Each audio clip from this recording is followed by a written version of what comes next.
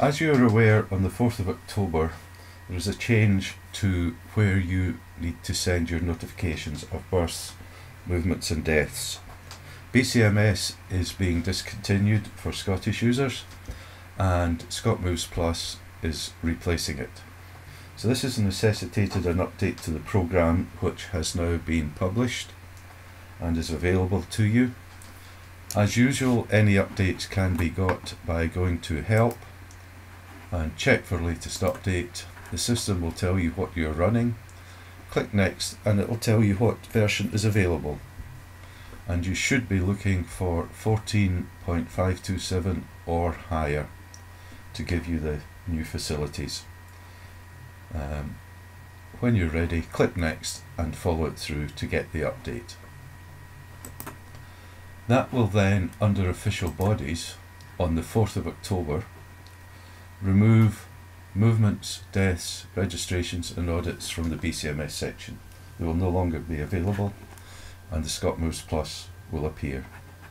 The update you could pick up at any time up to that point, but if you should obviously have it installed before you have to make any new entries after the 4th of October. Anything which has happened prior to the 4th of October but not notified to BCMS should be notified to ScotMoves Plus instead.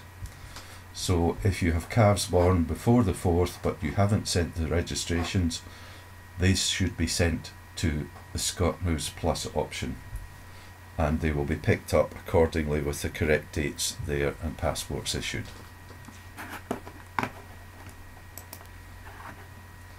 So now, by the magic of Landmark's time machine, we've moved forward to the 4th of October. And as you can see, some of the BCMS options have disappeared. We've still retained the option to go to previous submissions so we can check anything we have to. If any questions arise to old submissions, we can still see them there. But we now have, under the Scot EID section, ScotMoves Plus movements, deaths and registrations. So these are now active and can be used. So as I said, movements, deaths, registrations not notified before the 4th or occurring on the 4th or after will go to ScotMoves.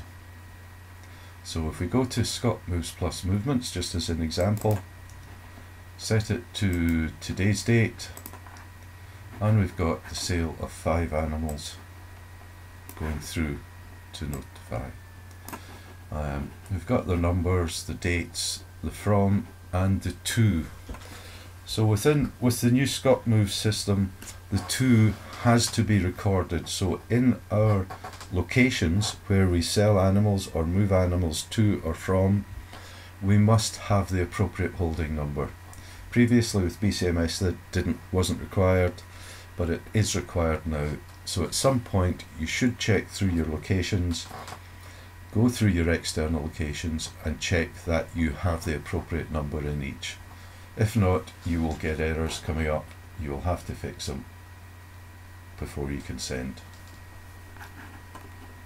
So BCMS didn't need the to or from location when they were leaving or coming onto the farm. ScotMoves Plus does, so they know exactly where the animals came from or went to from for each movement.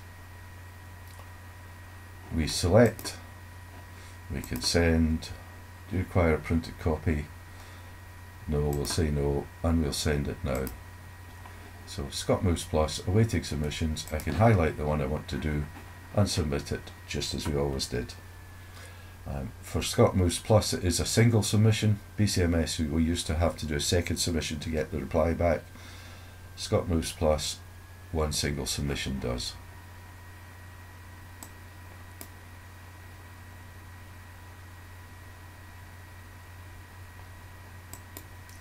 And that is the extent of the change. It's simply removing some options, adding others. And as I said, that will happen automatically on the 4th of October if your program is on the correct version.